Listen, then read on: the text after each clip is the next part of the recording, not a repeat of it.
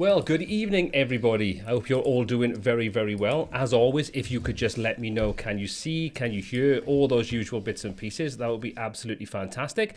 Just let me know if everything sounds okay, if everything looks okay, and then I can do the introductions for my amazing guests this evening, and we can get the conversation started. So if you could let me know in the chat section if everything looks and sounds okay, that would be much, much appreciated. As always, if you want to ask any questions during the live stream, if you can just do hashtag Q, so I can then take a look at those, calling those back up afterwards, and we can put those questions to all our guests tonight, and also take our best chance at actually answering as many of those as possible as we go through the different topics we want to cover. So if you could let me know in the chat, that would be absolutely fantastic.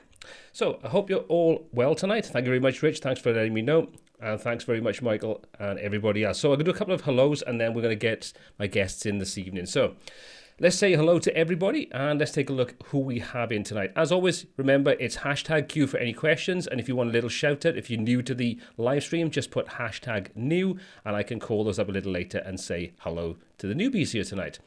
Okay, so let's just say a couple of hellos, and then we're going to invite our guests in. So, hi, Rich. How are you doing? Hope you're doing well tonight. Michael Wright, good to see you in as well. Pixter from over at Imran's stream, so good to see you popping in as well. Who else do we have in? Robin, hope you're doing well tonight. Let's have a look. Who else do we have in? Dan, how are you doing, sir? Hope you're doing well. MD, hope you're doing well as well. Again, another one in from Imran's stream, so great to see you guys popping in here tonight to get involved. So let me just get my guests in tonight so we can say good evening to them, and they can introduce themselves to you so you can learn a little bit about them if you don't already know who they are, which I'm pretty sure you do. So I'm pleased to welcome in tonight Imran and Vito. So if you'd like to introduce yourselves, let's start with Vito tonight so you can just tell us a little bit about yourself, and then we'll hop over to Imran, because I'm pretty sure everybody knows Imran from my live streams lately anyway. So Vito, over to you, sir.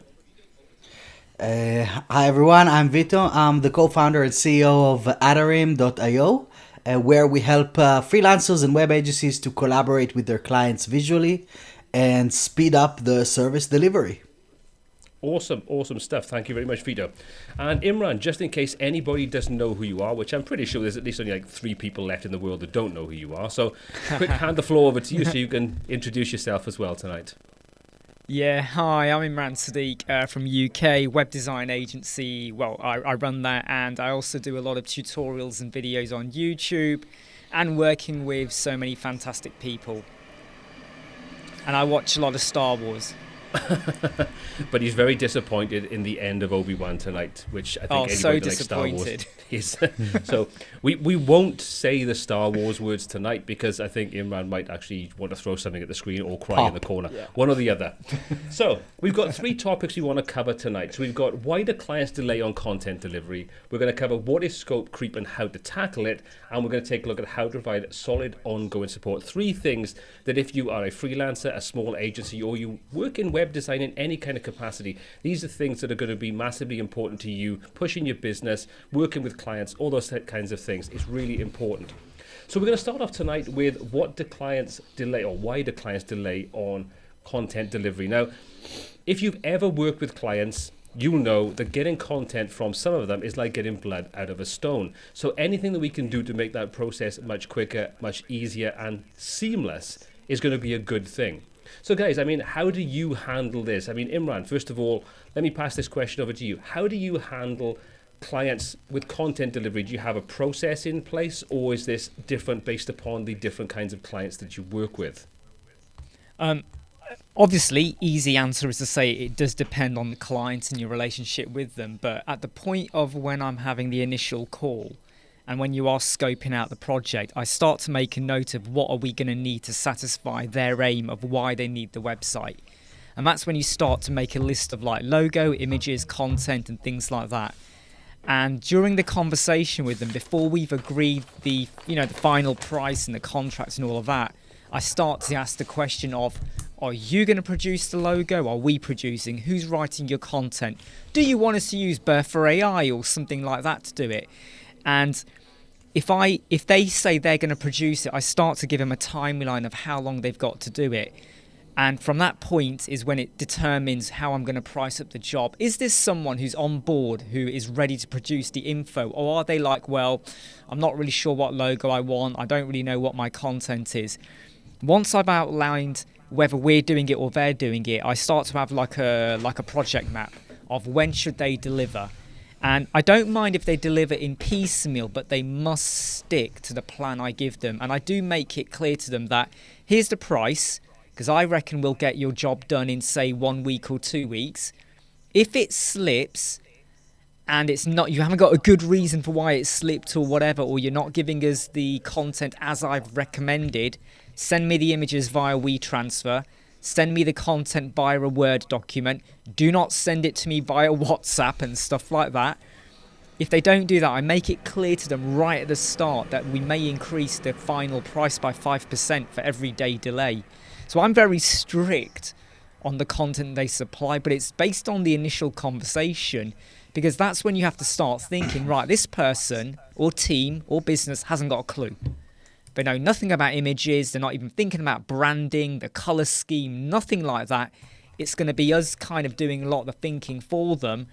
So that does play into the pricing we do at the end of the day. We have had bad clients, by the way. We have had some who don't deliver on time and things get delayed. But then that's when I make a choice halfway through. Do I want to continue working with them or not? I've had my 50%. So I can now go, well, do I really want to see this out, or do I kind of back off and go, right, this isn't working for us at all? That's interesting, because you approach it in a different way to the way that I've historically done it. Through experiences of, scope creep, delay, those kinds of things.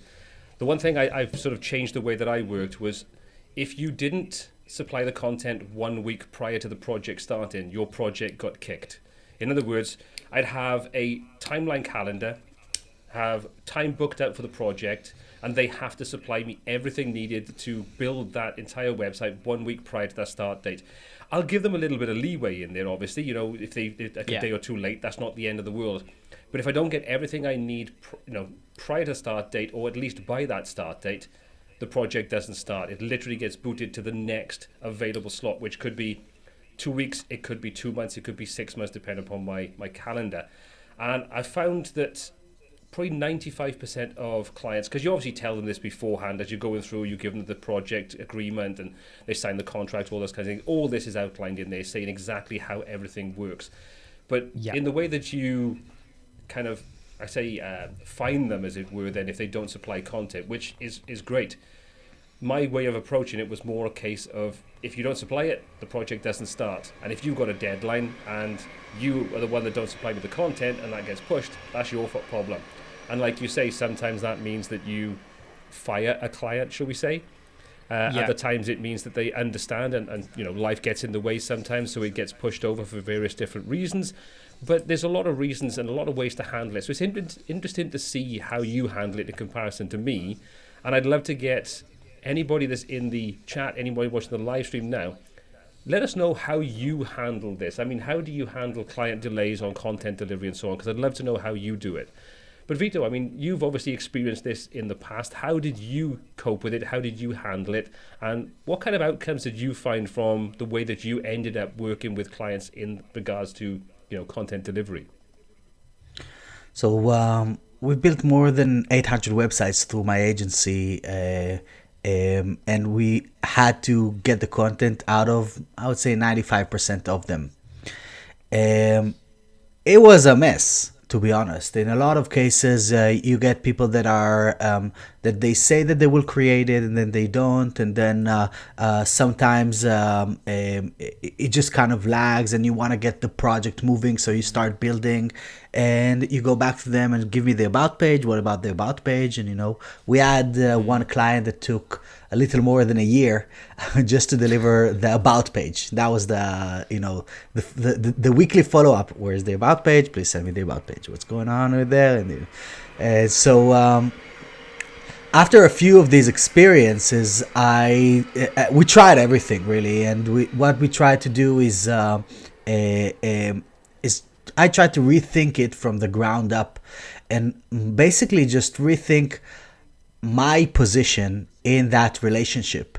And I found what you guys said pretty interesting, because that was my mindset as well when I was, when I was a freelancer, as well as when we had like a couple of people on the team. But as the team expanded, I realized that I can't push that responsibility out to them. And I'm not saying it from a from a bad place, because if you're doing something and it's working, then that's great. But the way that I kind of learned to realize my position in the relationship is that they expect the end product. They don't expect me to ask them for stuff per se. There is a collaboration aspect to creating something together. Essentially, I repositioned my mindset as to, I'm not building a website, I'm providing website building services. And that means that I have to take the responsibility when the project didn't get to completion. It's on me. It has to be my fault, because I wasn't I didn't manage to deliver the service, because the website is an outcome of delivering the service. Does that make sense? And then from there, the way that I was trying to think about this, and this was actually the main topic for my session at WordCamp Europe just last week, was why would they know what to do when they are faced with a blank Google Doc? Most clients never did this in their lives. And even if they did, they probably did this last time a little more than 3 years ago, when they did their last redesign of the website. And so now they're faced with a blank Google Sheet or Google Doc, and they're expected to just do something. But they don't have the tools, they don't have the know-how to do this. And I'm trying to look at this from different aspects or different type of businesses. So imagine that you go to a plumber, and they tell you, okay, I know exactly what the problem, and I can fix the leaky sink that is creating a flood in your kitchen here, but I just need you to get the rubber band, which is a specific one. It's called G37/D46, and just go and get it. It's like, where am I gonna get this from?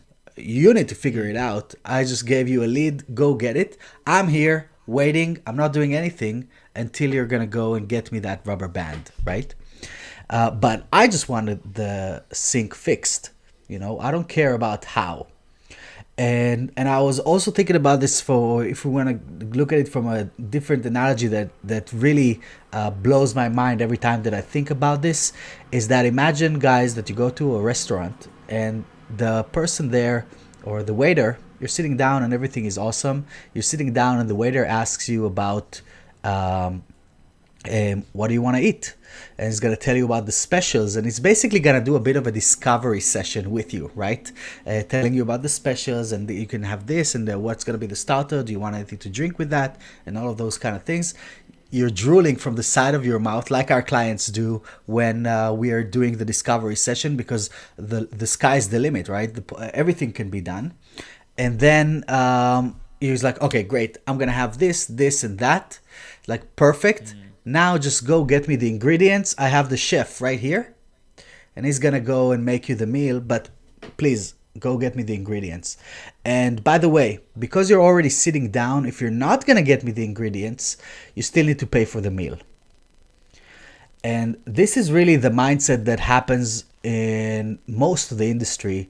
And it just drives me crazy sometimes to think about this from this perspective, because they are not expecting it when they come in, and they're not expected to be fined, and they're not expecting to get a website with lorem ipsums. They're expecting a result, something that can help them drive their business. So if we can't get this to that place, then I think that it's on us. So we tried all kinds of different ways. What really worked eventually is placing the content not in the beginning, placing it later on in the project. Once we have wireframes, and we can give them visual representation and context as to what is expected of them, so that they can just look at a lorem ipsum title and say, okay, this is one line and this is describing my unique selling proposition. Now I know what to do. And okay, this is one paragraph about me. I can do that because I can see where it sits. There's one paragraph about me and then an image next to it, right? And then I need to find three benefits of my service for those little sections with the icons on top, right?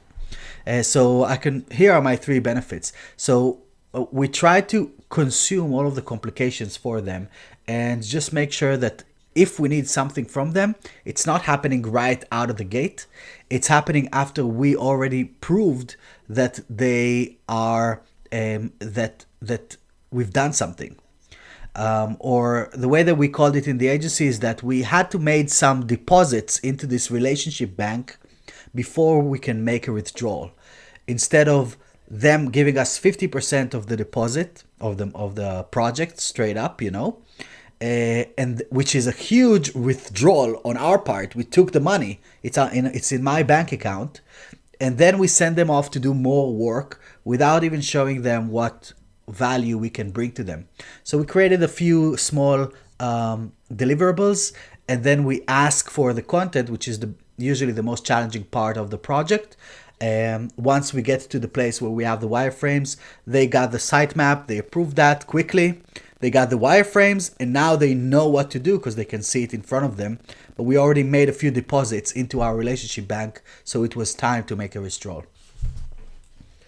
No, that's interesting because I think it's really interesting to see the different way that all three of us approach it. I think just to clarify from my point of view, and I think probably Imran probably has the same kind of thoughts with this, part of the process that I found, it sounds harsh that if you don't supply the content, the project doesn't start kind of thing.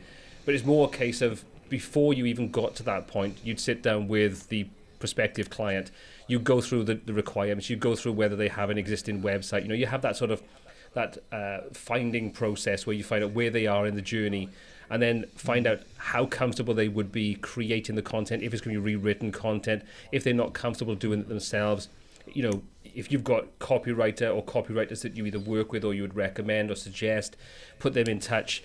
So you kind of get, well, from my point of view, I'm speaking from the way that I would have handled it. The whole process would have been, you'd have that fact-finding mission, find out where they are. If they required a content copywriter kind of thing, then I'd put them in touch with them. And it wouldn't even talk about start dates until they'd worked with that copywriter to get what they needed. And part of the whole process is, I know Imran works in the same way as this. I get links off clients for websites they like, what they don't like, to get a feel for what they want. So part of that sort of fact-finding mission is find out what kind of thing they're going to create. And then when you have a good understanding of where to start off with, like you were saying, with the sort of like the features on the homepage, for example, the services and the wording that needs to go with it. Well, I kind of have a design idea in my head, knowing what they're looking for, so then I can liaise with the copywriter and with the client to say, okay, well, these are the kind of main pages you're looking to create, but we also need this kind of information for the homepage. So, these features, these highlighted features in a nice, simple kind of fashion. The copywriters that I would work with also have an understanding of SEO, so they would advise the client with regards to how to write the copy for the keywords and phrases they were looking to include and be found for. Excuse me. So while it kind of started off by sounding the way that I sort of said it, that it was a very sort of black and white situation, the reality of it is there was a lot of things that would kind of go on prior to even taking that deposit and having a start date to work with the client. So there was a kind of relationship building process there, understanding their requirements, their needs, finding out the best way to service those needs, whether that was internally in the business or externally through a copywriter, SEO expert, those kinds of things. So there was a lot more that would go into it than just a case of, give me 50%. If you don't give me the content by Friday, I'm not doing it until 6 months down the line. Do you know what I mean? So that was like a kind of a more paraphrased way of doing it. Yes. But I see Imran sort of nodding his head, so I'm probably sure that you kind of followed a very similar path with that sort of fact-finding process with potential clients. Yeah, well, a lot of the fact-finding tells you a lot about the type of client you're going to have. Are they someone who's on board and thinks, or are they very much like, do your magic? Are they one of those people where they all think we're going to pull out a wand and just make something happen? And the minute I get a feeling that the client is kind of like, just do your magic, I back off. I've backed off so many jobs. It's unbelievable, where they're prepared to pay money. They want to work with you, but I'm like, nah, I don't want that stress. And a bit like what Vito says, we've actually got someone where we've been working with them since March 2021, and we are still not closed because we're not doing any more work for them until they do their bit. We literally have to close off, and it's still not complete. But I'm like, we're not working on it until you do your bit. And it's just, it's nothing to do with content, but once you experience one like that, you change your whole approach and the way you do things. Yeah, very much so. I mean, that's true. I'm sure, Vito, in the hundreds of websites that you and your company have created, you've come across that situation on more than one occasion. Oh yeah, that was the. So you don't really hear so much about the projects that go smoothly, right? They just come and go. You remember and you hear about the ones that get stuck and that lag and has to get me involved in the process, because the team member doesn't want to work with this client because they don't listen, or they have too many ideas, or they have too little ideas, or it's all of those kind of things. But I agree with what you guys are saying. It's like there's that discovery phase that we need to kind of understand what they want. But what I also learned over time is that usually we know before.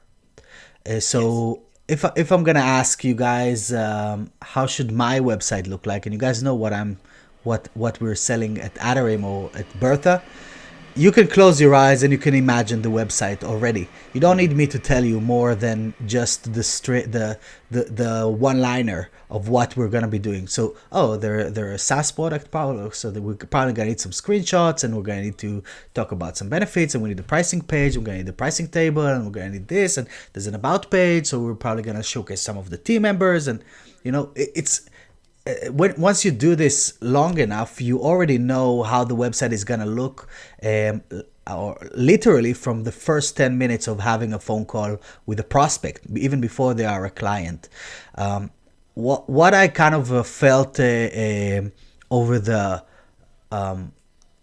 like the later hundreds of projects is that most of the work that we were doing regarding asking for this information and what are your business goals and all of those kind of things, and give me 3 websites and all of those type of stuff, they were mostly to satisfy the investment in the client relationship, rather than actually provide us with the information that we needed, because we already knew how the website is going to look before they wrote one line of text.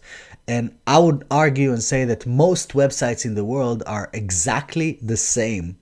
People, you don't need to use templates. It's just that a website has a natural structure to it that just makes sense.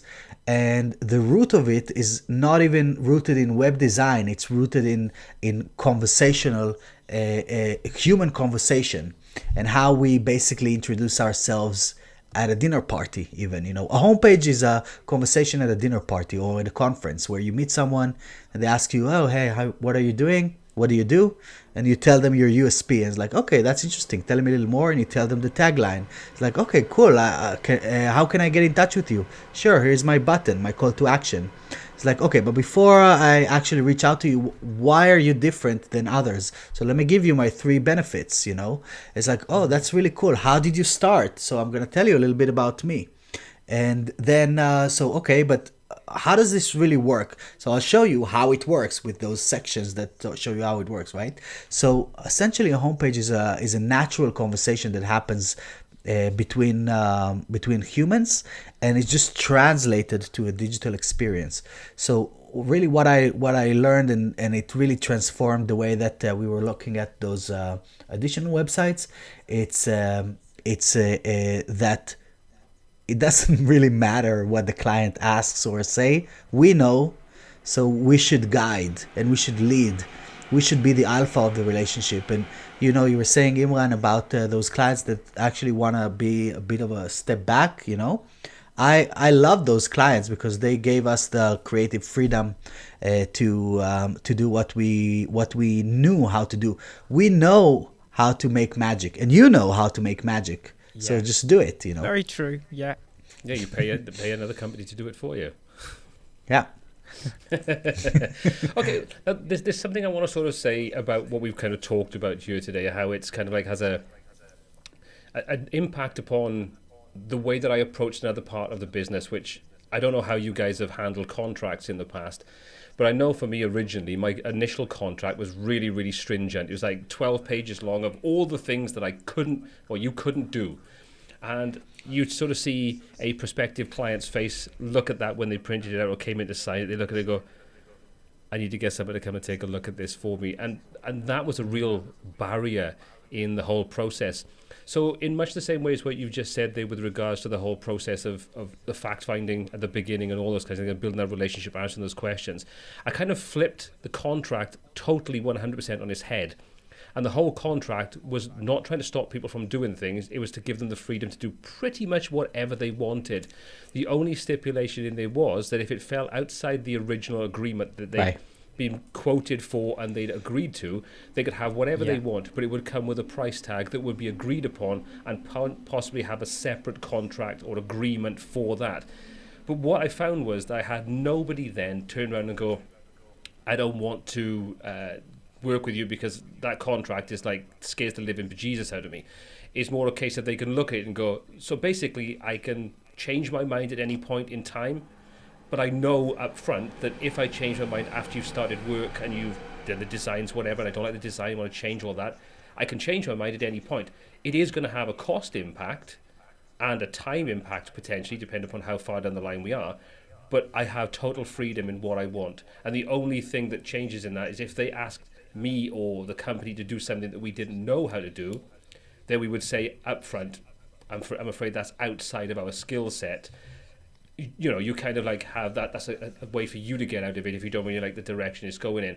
But I found that was a massive positive impact upon the conversion rate when clients would walk, or potential clients would walk in, and you get to that point of the agreement process and the 50% deposit or whatever you'd agreed upon, there would be no arguments about that because they kind of felt total freedom in they weren't being locked down to what they couldn't do. They were being opened up to anything they wanted to do. So, I mean, how have you guys approached contracts and things like that in the past with regards to flexibility, or have you tried the opposite, which is trying to restrict what people can and can't do? I mean, Imran, if I pass it over to you first.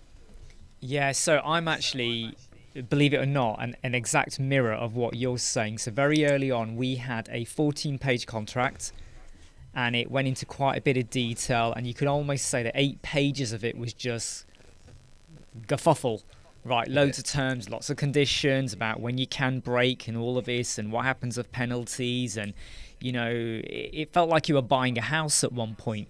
And now what I do is when I know we're at the stage now when we're outlining what we're going to do and what they do and what the timelines are, and you know, are there any penalties, or how does the whole thing work on delivery and all of that. It's almost like you know, if you're writing an email and you're putting bullet points down to someone almost, and you're putting down that, you know, you're making it as clear as mud and really easy to read as well, and you're breaking down what point they pay, then what will happen and all of that. They understand it, they get it, but you still make clear to them though, you know, if there is any penalty for delays or something, or if they change their minds, you make clear what is the spec we're working on. You know, is it this wireframe, is it this design, or is it just something where this is what we want to achieve?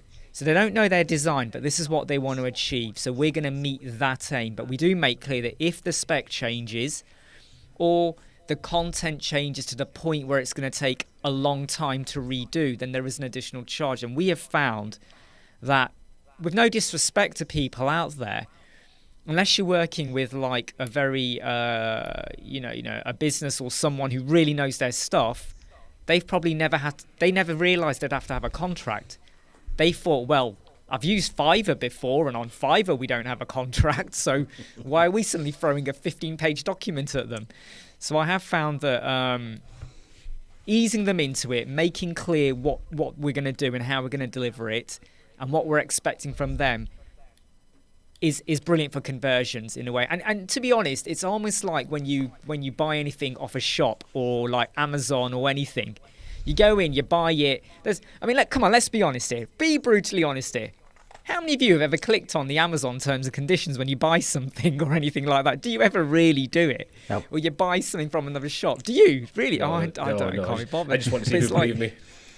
You know, unless you're really worried about what you're buying, you go for it, kind of thing. So I've got a law degree, so I was very like, yeah, we've got to have terms and conditions. But I then realised quite, early on that it was putting people off. They were getting twitchy. They were getting nervous. They were like, it says here termination, point number 14. And they start going, oh, does that mean you can take our money and run off? And I was like, yeah, that is kind of what it says, yeah. But so we had to, you don't want to give them that impression. No, it does. I think once you start using legal jargon, that scares the bejesus out of most people, because most of us have no idea what we're signing up for. And if you took a look at the EULA, the EULA, which is the end user license agreement that all software and services come with, you probably would never actually buy anything because it's not geared in your favor for a start.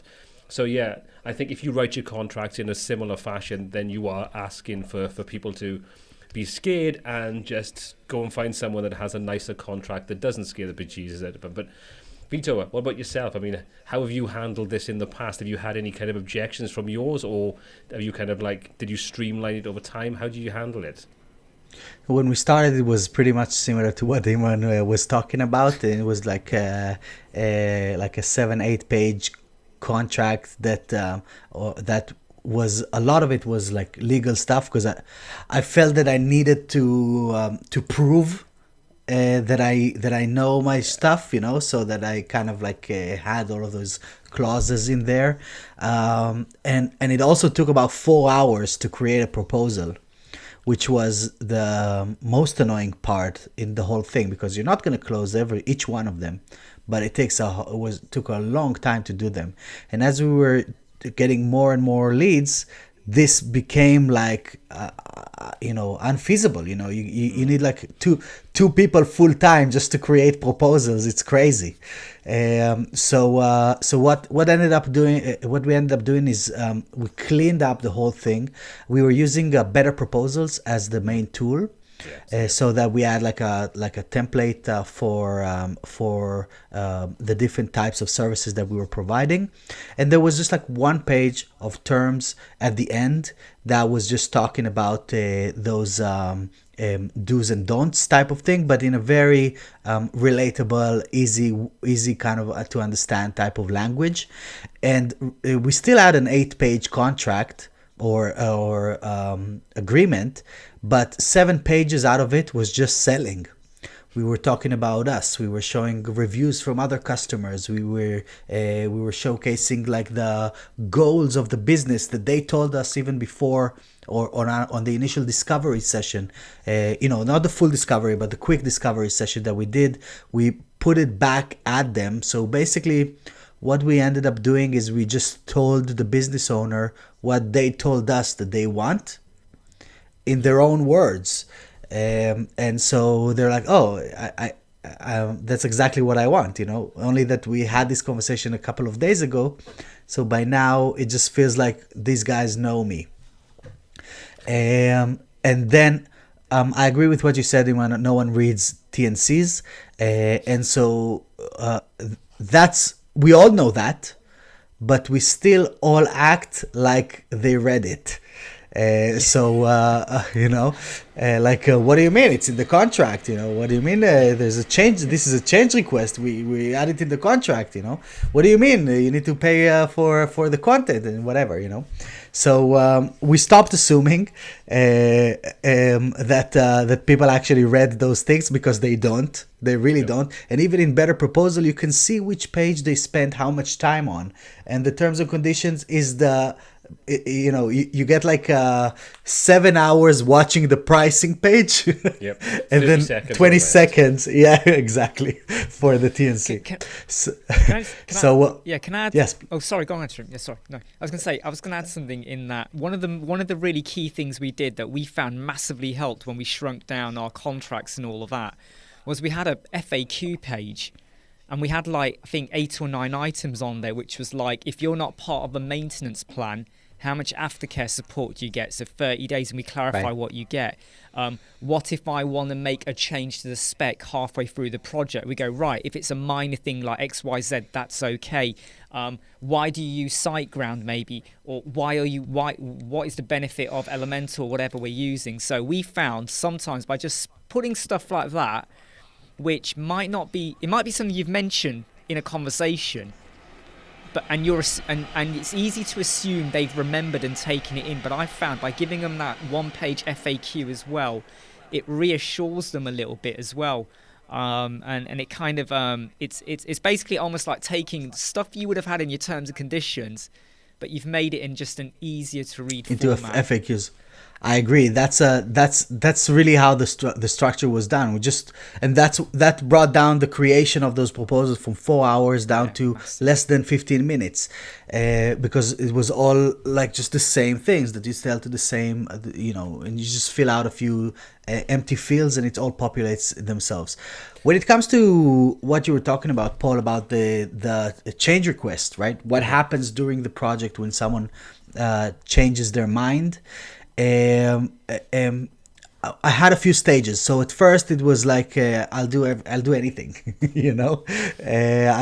I'll take the hit for everything, and I took the hit for everything, and it was painful, Then after that I went completely to the other side. It's like I'm not doing anything apart from what was said on the proposal, and that backfired a few times as well. What we ended up doing is in the price we consider that there's gonna be 10% more stuff, and that is not communicated to the client. It's already bundled into the price of the project, which means that when they ask for stuff, we can give them a bit of rope, and then we can also kind of like hold it back if they're going crazy. But really, what was the most interesting thing that we implemented around this is that we never said no to anything. We just said not now. That's fair. And so what it did is that, and it wasn't about creating an additional proposal or anything like this at that stage. It was just, let's get the initial project out of the door as quickly and efficiently as possible and get the client on a care plan. Then we can do a world of stuff together. Let's build a booking form and a 250 fields quote form for your new business, and and a client portal and whatever. But that's stage 2, stage 3, stage 4.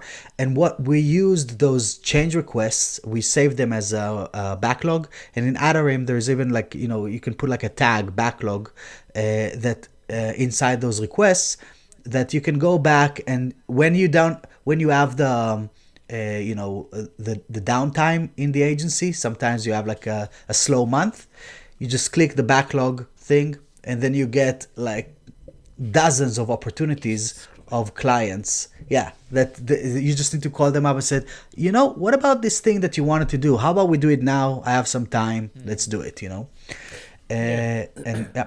I mean, to sort of go back to the point about the, like another contract or another agreement or anything like that, that was only if they said, we now want to tag on a shop. It wasn't like if they just wanted to change something small. And common sense would prevail, like you say. It's like, sometimes you're going to see something, it's like, that's going to take me 20 minutes, half an hour to do. I'll just do it, and it's done out of the way. And it's a goodwill thing, it's that sort of under promise and over deliver kind of mentality, and there's absolutely nothing wrong with that. I think that serves most of us well, unless you get a client that just takes the mick out of that and just keeps on pushing. But like the agreement side of things was more a case that if someone says, right, okay, we're now at this point and we decided we want to add these major revision features on, like you say, if you could do it you had the time to do it in the project calendar sort of booking, as it were, then yes, it might require a separate agreement. But that was a case of, in the contract it says, it might require a separate agreement. Yeah. It wasn't a case of every time you want to make a change, you'll have a new agreement to sign, because that would get silly. Yes. And the same thing goes back to where you were saying about the proposals. I mean, I know for myself, before I started I use Better Proposals, but prior to that, I used to use a different one, Bid Sketch, I think it was. Yeah. But once you kind of realize there are tools out there like that, they're a godsend, because anybody that's written proposals for any kind of project, even the simplest project, will know that's a half a day's work that gets no money through the door. And you could, like you say, you could end up doing 20 or 30 of those in any given month, year, whatever, however busy you are, kind of thing. And they're just dead time, dead money, and you don't really benefit from them because it's just a huge amount of time. But when you get a system like Better Proposals or something, it is so quick and easy because it's templated, and you can just drop in the information you need and keep your terms and conditions and your what we do and what we don't do and all those kinds of things. It's all just laid out for you, and it's quick and easy and cuts the time down to probably 30 to 60 minutes for a typical simpler project. So yeah, it's absolutely the right way to go about it. But before we go any further, if you're getting value from tonight's live stream, be sure to hit that thumbs up button, because it does tell YouTube that you're enjoying what we do. So make sure you hit that thumbs up button to let YouTube know you're enjoying it. So let's move on now to the second sort of point we wanted to cover, which is scope creep and how do you tackle it. So first of all, I'm going to hand this over to Vito. How did you handle scope creep in a project to avoid that inherent problem with working with clients? So it's all about creating the stages of the project and making sure that they are as clear as day. What I mean by this is that scope creep is the habit or the exercise of asking for something when it's already too late to ask for it. It's not about what they request, it's about when they request it. That's really is the core of scope creep. And so what you want to do is you want to have those different stages that are laid out. In our case, it was discovery, sitemap, wireframes, core pages, all pages, launch. And so at any given stage, they have opportunity to comment and to request things that are relevant to that particular stage.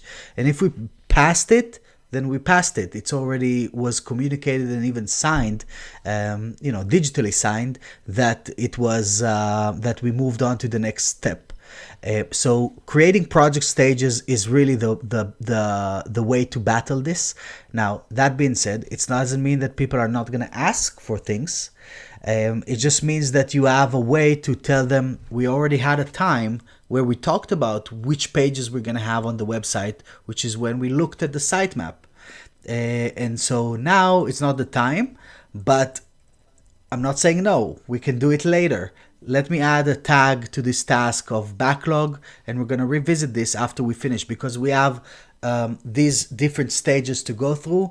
In each one of them has an assigned time to it, and we want to make sure that we're finishing within time because we have other projects lined up.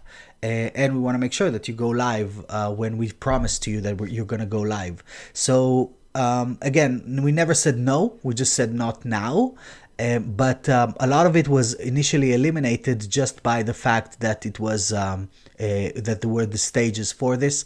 And in each case, they did make some change decisions, which was fine because this was the right time for it. Now, I think generally around scope creep that we're looking at it a little wrong in the industry. And what I mean by this is that we're all kind of looking at this as a bad thing. As something that is that it's like a facepalm experience, instead of realizing that the client cares enough to come up with new ideas. They are inspired by the work that we do, and this is what inspires real scope creep. The more you inspire them, the more they want to do stuff. It's a lot less awesome when they're just like, yeah, fine, go on with it, It's much cooler. It's like, oh, this is really cool. How about we do this and this as well, and we can do that, and that really kind of brings a lot of positive energy to the project if you know how to manage it properly. I think probably the difficult thing here is it really depends upon the size of the business. In other words, if you're just a freelancer working on your own, there's a lot less flexibility if you have a calendar of clients waiting to have that flexibility of, yeah, that's great. Let's take what we've started off with and let's change that to something else. Like I say, whether you call it scope creep or whether you call it reimagining of the project or however you want to brand it and label it. I think it really does come down, like I say, if you're a sort of a freelancer or a very, very small agency, maybe 2 or 3 of you work in there, and you have a very full calendar, I don't think you'd have the luxury of being able to do that on a regular basis without making a 2-week project booked in for 4 weeks. So it gives you a window of opportunity to sort of move things around. I mean, Imran, it's you and one other person, I believe, in Web Squadron. Yeah. I mean, I do the bulk of the creative side of things. I don't let the other director touch the website ever.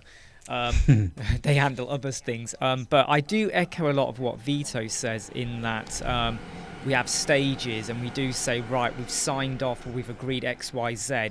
You know, like by the time we've done the homepage, that's it, it's signed off. So if they now go, oh, I want to change the look of it completely, we go, right, that's, you know, like an extra day's work or something.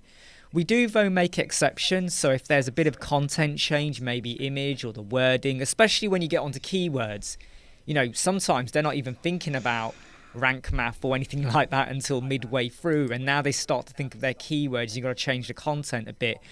But I do also use a tactic as well, whereby they'll ask for a change or something creeps in. If I know, even though it was not originally agreed, that I can turn it around in 10 minutes or half an hour, I will do it. I will let them know, though, that this is outside of the contract. However, I will do this for you as an exception because it is sometimes a great way of forming a long-lasting relationship, and they do remember that you went above and beyond for them. But I do want to just mention something that Vito said. I actually do add a bit of scope creep in myself. So we're building a website. We know what they want, or they tell us what they want as well, and we're designing it. And then I say to them, do you know what? Have you thought about this? I know this is all you want, but I really think you should do this as well, because this is going to help your conversion. This is going to help get your message across. Maybe put your testimonial here. Don't put it over there, or think about your layout. And often, it's a bit like social sharing icons, right? They always want it in the header or the footer. And you kind of go, well, what about if you put it as like, you know, on the side? So it's always on your screen, but it's always on the side. So sometimes you add things in. And because you know it's not going to take you a huge amount of time. But again, it's a little bit of that above and, you know, going the extra mile mentality I have. So I am sometimes guilty of adding a bit of scope creep in. And I might add in half a day's work for myself. But I don't mind if I know I can fit it in, because I know if that person's website is successful and their business has a high conversion rate, they're going to remember me, word of mouth, referrals, and they're probably still going to be in business in 5 years' time. So they might come back to us if we're not on a maintenance plan to get further things done, or they might have an offshoot of a website as well.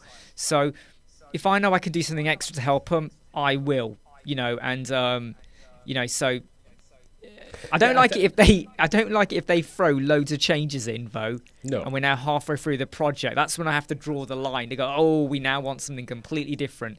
But this is I will try and work with them a little bit on that as well.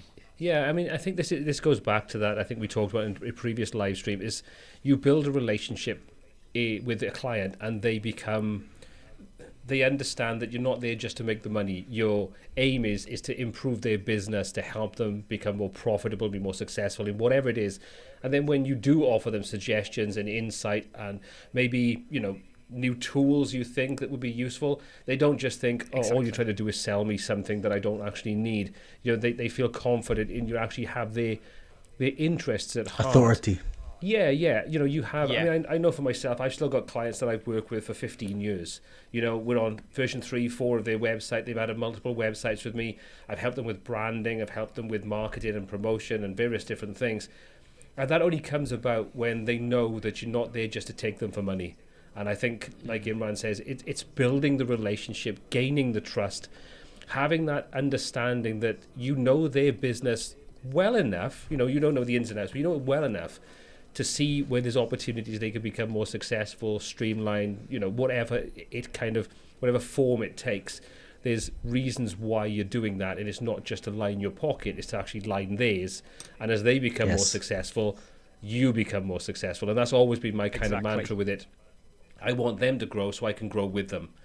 If I can have together, if you can have 10 clients that start here and in 3 years' time they are way beyond where they expected, they're always going to come back to you. They're always going to recommend you, and you benefit from the success that you've helped them garner. And I think that's invaluable when it comes to, especially what we do, which is, creating websites, because people don't just look at it as like, oh, I just want a website to do X, Y, and Z.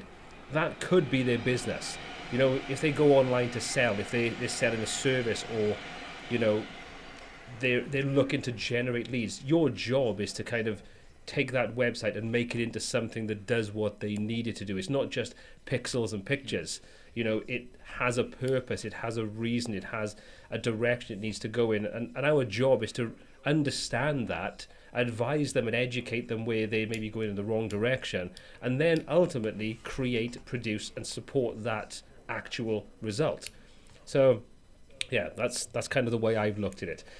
But let's go on to our third question, because I realised we're actually 50 minutes in and we've only done 2 questions, 2 points. So, how to provide solid ongoing support. So, I mean, this is one of those things that, there's various different ways in which you can support. And we've just kind of touched upon that in what I was just saying. The support comes in many ways. It's not just a case of we want to make a change to our website, our homepage needs a new testimonial.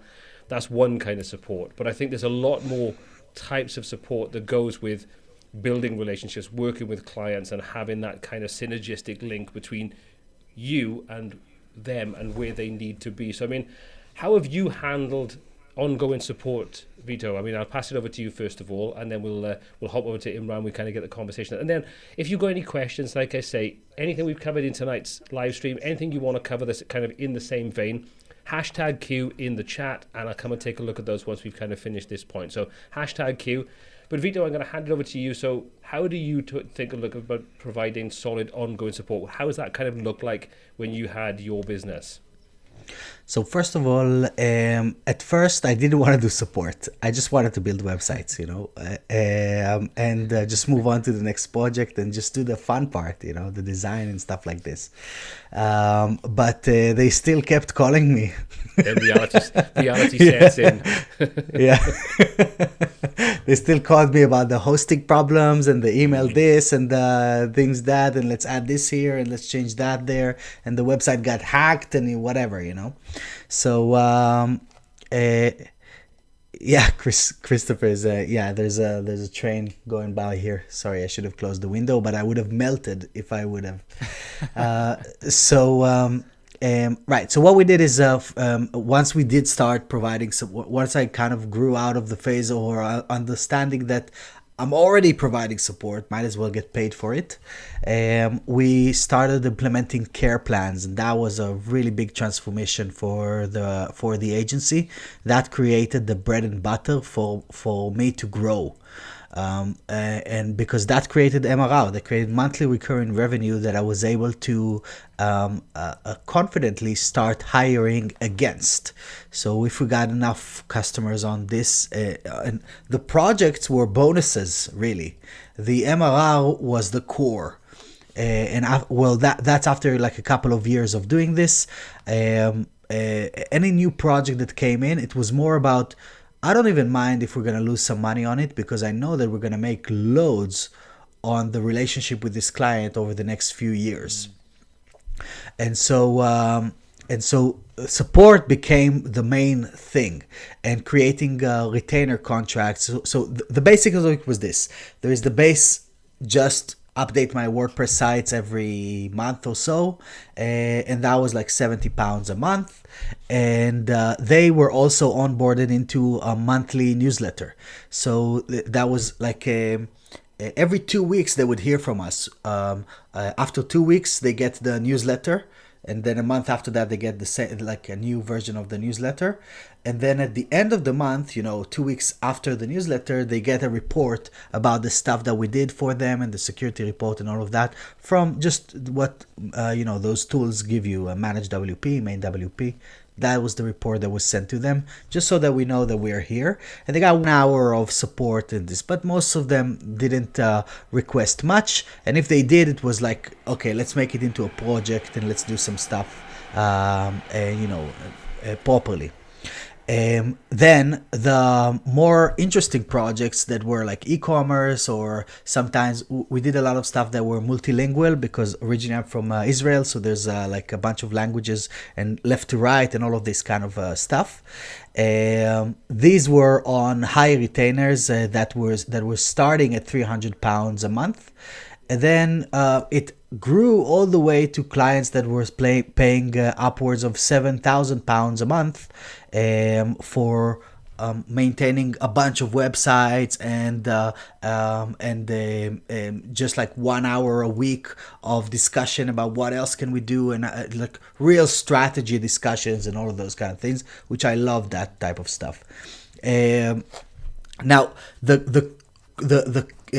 the core of it, or the kind of the secret to it, was making sure that we automated those communications, or there was a clear structure for those communications based on the pricing bracket that they were in. So you can think about this like when you buy a SaaS tool, you have good, better, best. Right? So the good is like you get the basic experience. It's good. We're going to update your website. We're going to send you a newsletter about updates in the industry, about websites and stuff like this. Awesome. Better is we're gonna support your website. Of course, you're gonna get a few hours of ongoing support as well, which we're gonna try and find some things to do that will elevate your experience. But you're also getting like a monthly call, either with me or later on with one of my teammates that was just talking about the next things. And these calls were invaluable, because every time that you talk to a customer, and again, at first I didn't want to talk to them at all. I was like, just stay away. I just want to build. Let me be me and the computer, and that's it. But the more we actually got on a call with them, the more they invested into their business, into their websites, into their digital strategy. And so that's how we brought them up the value ladder, from the smaller sites all the way to the bigger retainers that didn't start, the 7K and 6K and 5K customers. They didn't start there. They started on a much lower thing, but then we kept doing more stuff and accelerate them so that they needed us more and more. And that allowed us to really kind of build a sustainable business based on those based on support straight up. Interesting. I mean, those are some big retainers when you're talking, like you say, £7,000 per month, which is around probably like $10,000, I would imagine, yeah, the exchange rate at the moment. That's some hefty money. But then that's going to kind of come down to, you're going to have a very much more one-to-one relationship with those kinds of clients, where you're going to help and support them. And like you say, there's going to be a lot more. Not really. No? With those, we had like a call. At first it was me, but later on it wasn't me doing those calls. And actually, the more people invested, the less they required my time, because they understood, okay, if I'm paying this guy $7,000, there's probably at least 10 others that are doing this, even when there weren't. So he can't deal with me. I probably need to send an email to the support queue and get served properly. So actually, the ones that invested the most were the most pleasurable people to work with, and the ones that were paid the least usually not only took our time, but sucked our energy, which is the worst thing. Yeah, I can imagine. Yeah, no thanks. I mean, Imran, what about yourself? How do you handle ongoing support? What kind of things do you do? I mean, let us know. Yeah, I mean, not as lucrative of what Vito's got there, and even though even though our clients can call us up or we can call them, and if we need to have a chat, we can do. It's something that we just kind of, it's just part of the service. But what we do is we kind of break it down into, you have your basic maintenance, which will be like your WordPress plugins and stuff like that, and looking after the website, making sure it doesn't fall over, making sure your backups are fine and things like that. That's your basic. But then we give them the option. So it is like a care plan. So you have like your basic one. Then you have your other one, which is like an analytical report. And it's not just saying how many hits you get and how long they're on the website. It's kind of looking at your bounce rates. Were there any particular posts or something that got more hits than another one maybe? And then we talk to them about, well, that got more hits. Why do we think that was? Was it because of the content or something about it? And then we sometimes advise them as well on a monthly basis about like trying to do guest posts or about their social media marketing. So I set them a challenge. I go, you must do 3 posts a day. So if they want to go down the analysis route and all of that, I try and keep tabs on that and go, I've noticed you're not posting. And then we have the other add-on, which is like to do with their keywords. So, your rank math and all of that is all lovely setup and all that. But do you want to start reviewing that? So when we start looking at your position or how your words are performing, do you need to mix things up a little bit? So we have like the basic plan, then we have some other add-ons as well. And we do say to the client, it's in your benefit to go for all of them. But if you want to pick and choose, then pick and choose, because we want them to feel empowered, and we want them to feel like we're not just here just to take their money and they're just in the background and we're not really doing much. So we have found that even clients that are happy to work on the website themselves, like they're happy to go in and change their content, a lot of them do feel a lot more assured knowing that we're there to kind of hold their hand whenever there's issue. And a bit like what Vito says, though, when you do have that relationship you've built with the client, and at any time of day, like I've got a few clients, like it's really weird. Like, I might get 7 or 8 WhatsApp messages a day. Oh, yeah, I'm taking my kids out somewhere. Honestly, I don't really care. But you built up this relationship where they're happy to tell you that. Yeah. And it's like, it's nothing to do with the website, but there's just something about, whether you do it for a maintenance plan or something like that, or they're happy to pay for you to look after the website, that somewhere down the line, when they're ready to go to the next level, you're the person they're going to reach out to. They're not just going to go, right, you built our website, we're going to go elsewhere. They trust you. They want to work with you. And we're on a tangent, right? The nicest thing is when you get someone contacting you on the back of a referral from another client. It's an amazing feeling when that, like, it's almost like a badge of honor. It's almost like a seal of approval that they know that a friend or family or someone else in their industry wants a website and they referred them to you. And a lot of that is built on just what you do. So anyone out there that is offering a care plan or a maintenance package, don't just take the money and do nothing. Try and engage with them. So I don't do many one-to-one calls unless the client wants it, but don't feel afraid to just, now and again drop an email, let them know how things are going, let them know that you've done updates for them.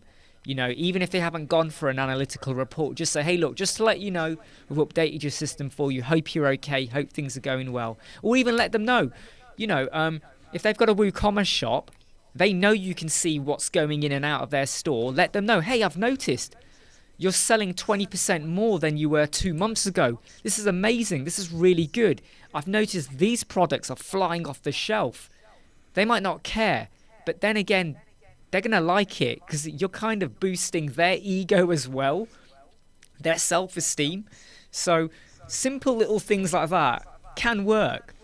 And if their sales are going up 20%, you can try and increase your cost 20% as well. Yeah, why not? Okay. Got a couple of questions coming in now, and if you've got any questions for either myself, for Imran, or for Vito, please do #Q and ask the question, and I can take a look at that, and I'll put that to the other guests on here tonight, and myself if it's included. But first of all, we've got this from Sibylla. Can you elaborate on the newsletter you send to your clients? What do you write to them? So this is kind of in relation to your care plan, I would say. Yes. So we actually didn't write them every time. It was written 2 years in advance. You just write 24 new emails in one go, and that's it. You're good for 2 years. So what they included is stuff from our blog. They included things from training, very generic training about SEO and about opportunities on the web and things like that. So there usually was like some kind of an article, and then there was a section that was talking about some service that we can do for them. Maybe we've already done this for them. So for example, when GDPR became a thing, it was doing like a review of the website for GDPR, and every person on the third month after the project was complete, after they joined the care plan, received the same email even a year and a half after that we actually wrote this. So it wasn't nothing fancy. The whole point, and to be honest, you always have about 35% open rate, if you're lucky. So it wasn't so much about what is written inside, it's about the fact that you did it, so that they remember that you're there, that you have a place to showcase additional services that you can provide to them, and that you just think about them. Even though it's an automated email, it feels like you thought about them a little bit, so that you're not just like leaving them and taking their money once a month. I was talking in the beginning about making those investments into the relationship so we can make withdrawals. So this was just a small investment that we made every month. Interesting. I mean, keeping with the whole sort of concept of emailing clients, another thing that's worth considering is the Friday afternoon email. So if you're working on a project with a client, they don't know what you're doing. They have no idea in the process where you are. Even if you give them a list of this is week 1, this is going to be happening, and there are deliverables and those kinds of sort of like phases as part of the whole process. But what a lot of clients will appreciate is if on a Friday afternoon you just send them an email saying, this week we've done X, Y, and Z on your website, and this is where we are. We're ahead of this deliverable. We're a little bit behind this deliverable where we need this to happen, so we'll be catching up on that, so the timelines won't be affected. Most clients probably don't care, but what you'll find is that they appreciate the correspondence to keep them up to date in the loop, because what a lot of businesses will do is you'll take that deposit, you'll have all this correspondence to start off with via email and phone calls and meetings and so on, and then things can go very, very quiet, and that can worry some clients because they think, is anything actually going on behind the scenes? I've paid them this big chunk of cash, and now all correspondence is basically ended unless they want something from me.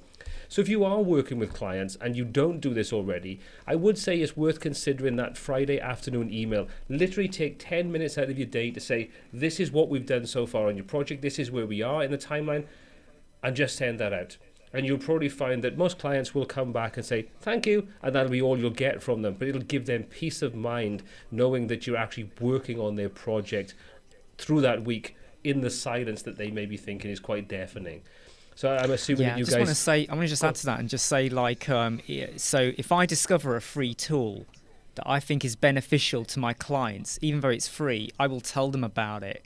So like I use Publer a lot, where before they change, you got 5 free social media sharing accounts. I advise them on it. I say, look, sign up, go get it.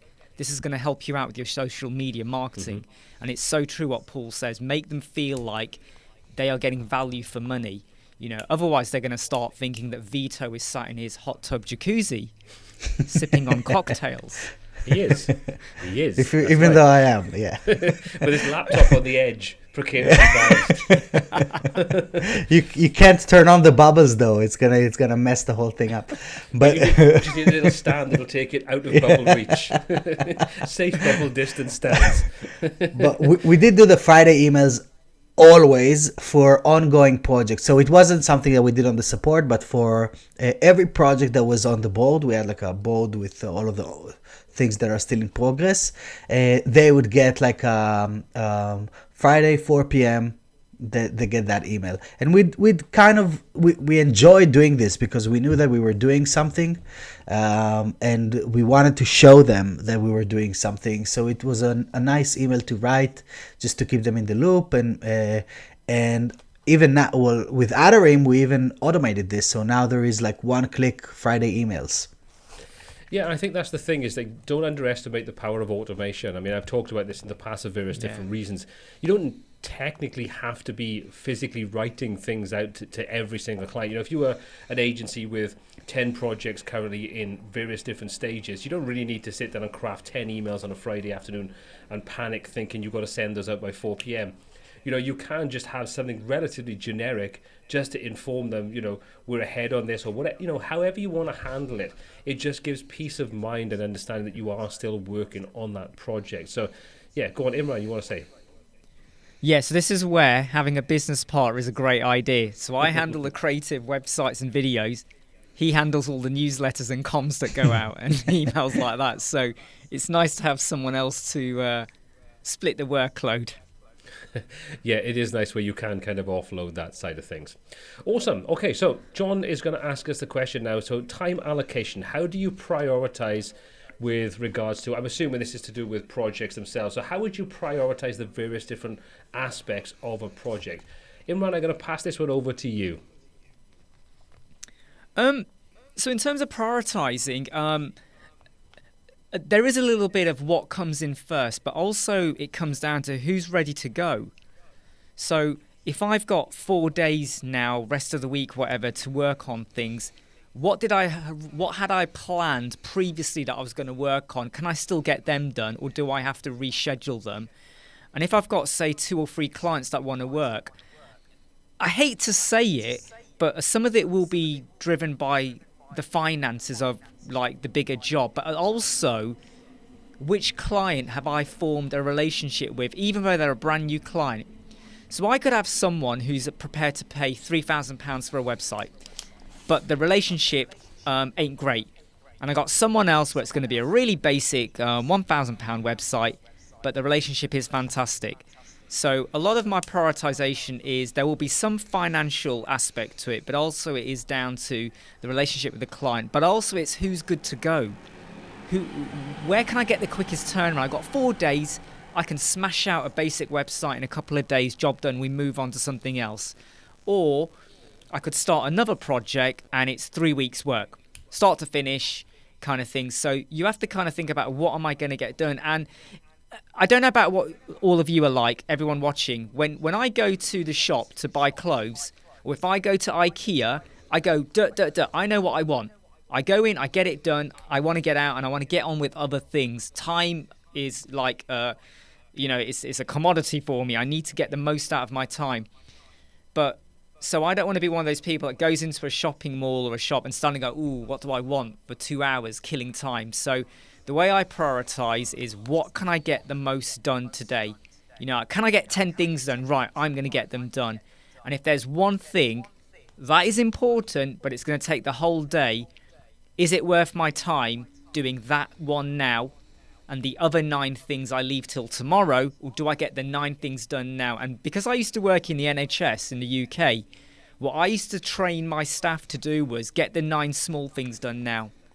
The big thing, unless it's a showstopper, can wait till tomorrow. But the 9 things could satisfy 9 people. You're going to have 9 happy people.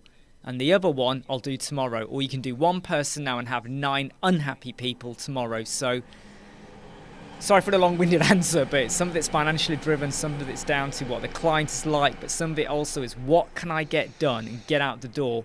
Because, you got 10 things, and 9 of them are cleared. Tomorrow, I just have 1 thing to worry about, not 9 things. Because tomorrow, something else will come through the door, and then something else, and your list just goes like that. Starts building up. Yeah, I don't think there's any sort of like specific definitive guide. I think there's always going to be influencing factors. When you've got your to-do list, it's a case of I could get 7 of those 10 things done in half an hour, or I could spend the rest of my day doing 3 things. Then I come in with 7 things tomorrow and tomorrow's list of things to do. So yeah, exactly. there's definitely reasons why. I don't think there's any right or wrong way.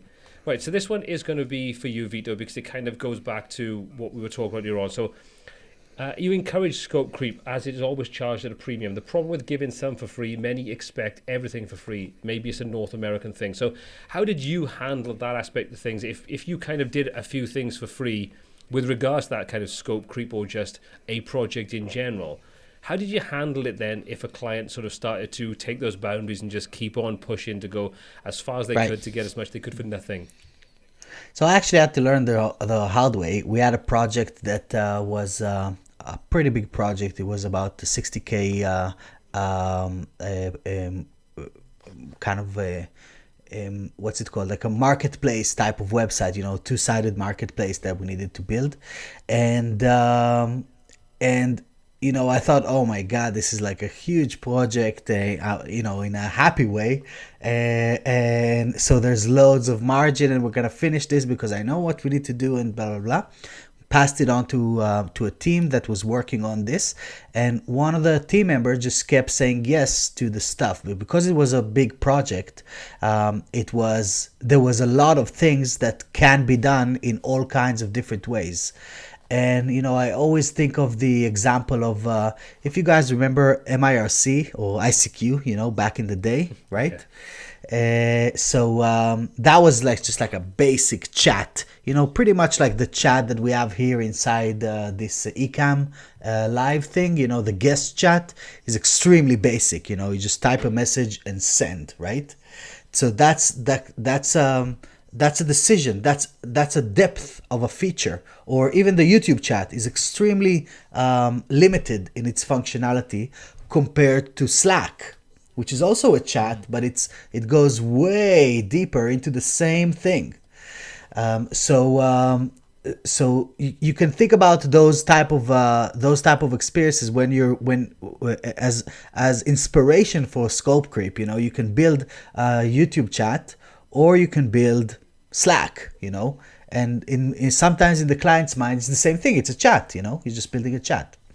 But obviously one was probably like a few months of a developer here on YouTube for a Google developer, and the other one is like $300 million,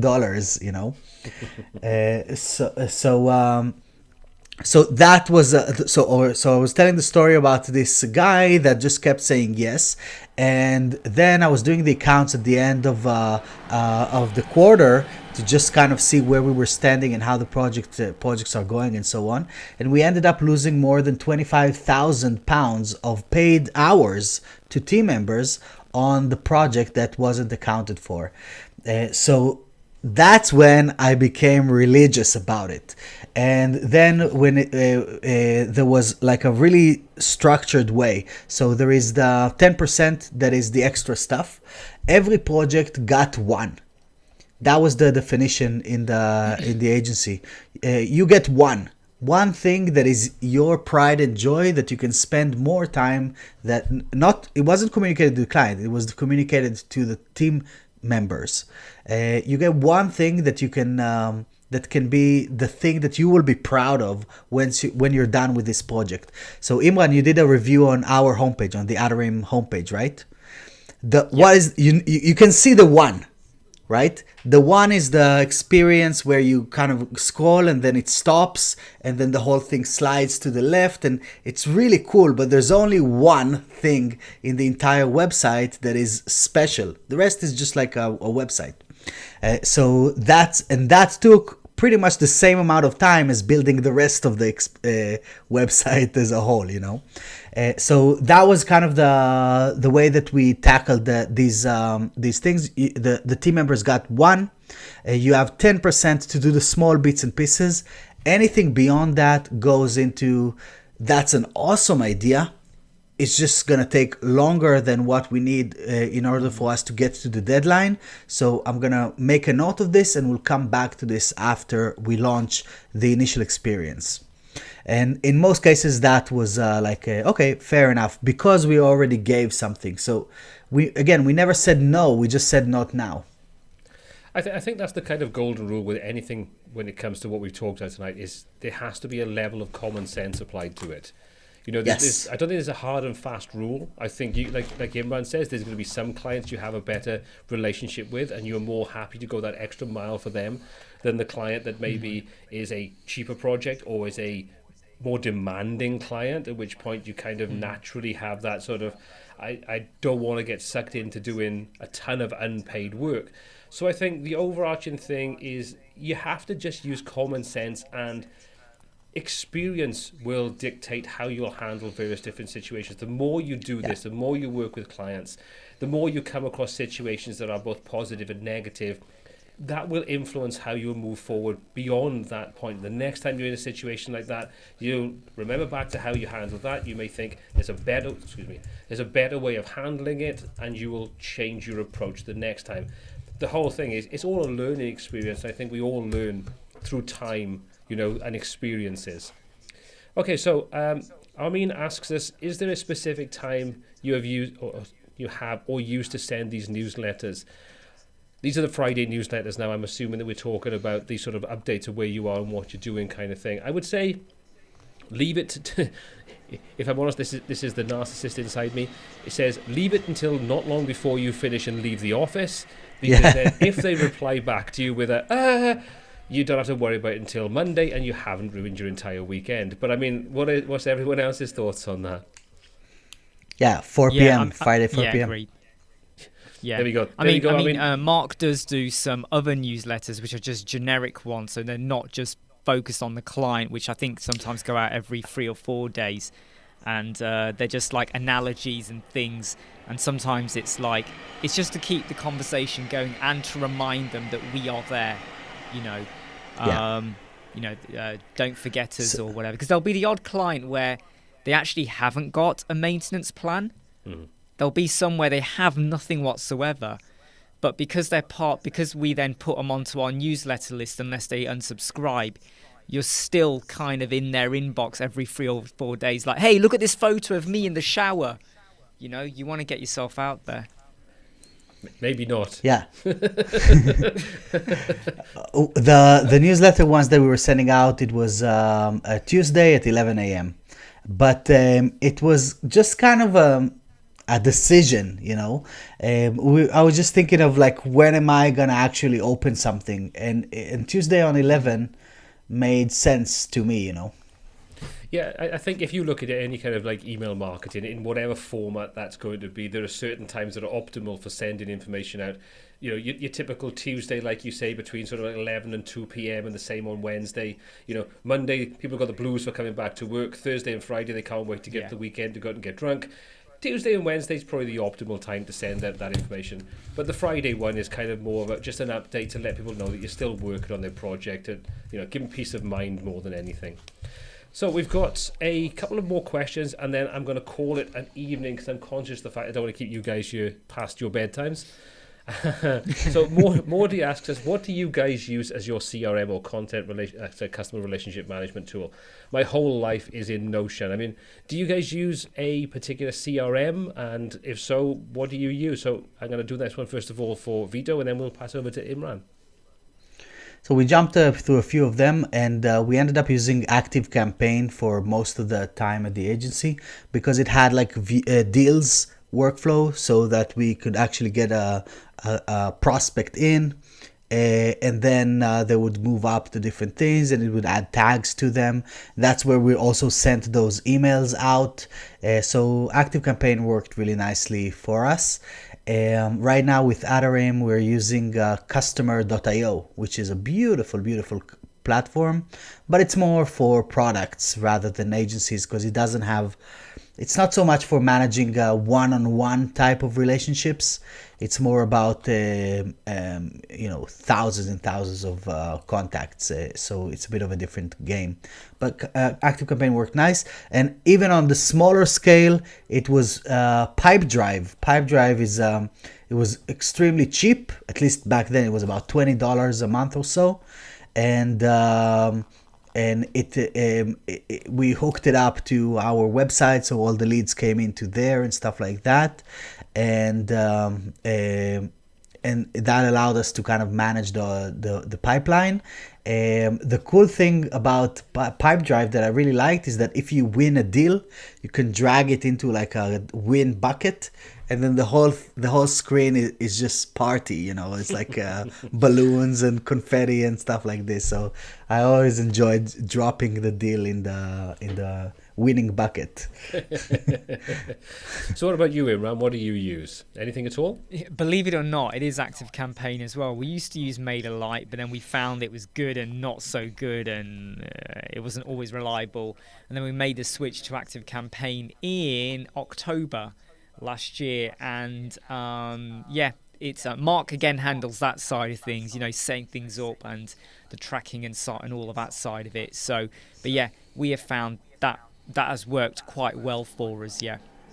So basically, you're both saying that ActiveCampaign is the gold standard for what you're doing, or was. What were you doing? Awesome. Right, I got. Okay, I'm gonna ask this one now. First of all, so Pixter, would you make a second part of this live? I think we haven't finished yet. I'm always open to more live streams in the future. So I mean, if Imran and Vito fancy doing another live stream in the near future, there. Always up for that. So I think the answer to that one is yes. So what I want to suggest is if you've got specific questions you'd like us to cover in a second live stream, drop those either into the chat section now or put them into the comment section below the video when the replay is up online once the live is finished. So we've got a kind of a long-term record to see exactly what kind of questions you'd like us to take a look at covering in a future live stream. But I think the answer to that one, Pixter, is an absolute yes. Okay, so we're going to do one more question. So this is from Atif. Question for Vito on behalf of Imran. How do you pronounce Atarim? Atarim. Yeah, you just did it. It's Atarim, isn't it? Isn't it Atarim? So, Atarim. like the real it means websites in Hebrew. So if you pronounce it in the Hebrew way, it's actually Atarim. But no one is gonna you did it proper, Raymond. But no one is gonna do it like that. And I never expected anyone to actually say Atarim because it's not really the way the English language works.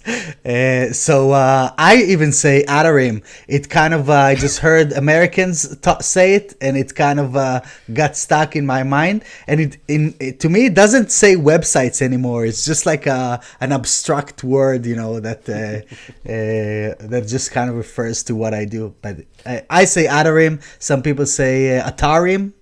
But the real thing is Atarim. So basically, we have to roll our R's. Atarim. Yeah.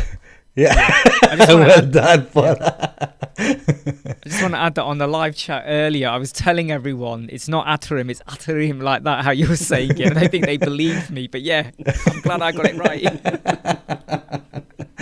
Well, but I always think that as long as people say the name, I'm good. You know, it doesn't matter how. As long as they say it positively, that's all that matters. Yeah. Okay, so I'm going to say thank you very much tonight for Imran and for Vito for joining me in the live stream. I'm going to hand the floor over to them so they can tell you a little bit about themselves. For anybody that missed it at the beginning, how you can find out more information about them. If you want to take a look at the services they offer, where you need to go. So I'm going to hand it over first of all to Imran, and then I'll hand it over to Vito so you can find out a little bit more about where you can find info about any of their products or services. Yes, so a web design agency, we build websites for consultants or small businesses, which is a little bit generic. But if you do a search on YouTube for Web Squadron, you'll see our videos where we focus very much on Elementor and that side of things. Our details are in the videos. You know, if you want to visit our website or email us, maybe you want us to help work on a website from scratch or a makeover, or even just give you some consultation. But quite recently, we are helping out lots of different businesses with video tutorials as well. But yeah, go over to our Web Squadron channel and you'll see that we do live chats as well, where we kind of talk about anything and everything. In fact, 10% websites, 90% anything else, you know, relationships, Back to the Future, whatever you want. So join in with us. Excellent stuff. So I'm going to hand it over now to Vito, and I'll pull the Atarim website up. Atarim or Atarim helps web agencies and freelancers to collaborate, and you can get started. There's a free plan that allows you to visually work on any website, and basically what it does, it allows you to put stickers on the actual site so that you can get all of the information from the client's design requests, as well as content requests, as well as ongoing support. It's all kind of done in a really nice and visual way that even your grandma can figure out. But then there's a whole bunch of additional cool stuff around there, like the Kanban boards to allow you to manage your workflow, a built-in support desk that is kind of like Zendesk, but only that it's designed for exactly the stuff that we were talking about on this session for us as website professionals, that filters every request automatically into the different clients based on their incoming emails, and a whole bunch of about 99 additional cool features that are all designed to save time on website project delivery and support. With the standard expected result is to reduce your project completion time by 70%. And that is not because we're making the project go faster. It's because we're squashing all of the dead time out of the project, and all of the time that you sit on your hands and wait for something to happen is just squashed through automation and systemization. So come on in, it's free. Drop in your website and you can see it in action straight away. Just add the URL. Awesome stuff. Thank you very much. So I'm going to just put myself on live stream a moment and just say thank you very much. So thank you to my guests tonight for joining in. I hope you found tonight's live stream absolutely invaluable. I know I have. It's been great to catch up with these guys to get an insight into how different people work in different ways in the projects. Thank you to everybody for your comments, your questions, your feedback, and everything else. We'll be doing another one of these very, very soon. This time next week, I'll also be doing a live stream with Dave Foy, talking about how he's coming back to WordPress after Webflow. So make sure you are subscribed to the channel to let me know that you want to join in to that as well. So that will be next week. Thank you very much again for joining us tonight, and take care of yourself, look after yourself, and I'll see you all next week. Take care. Bye now.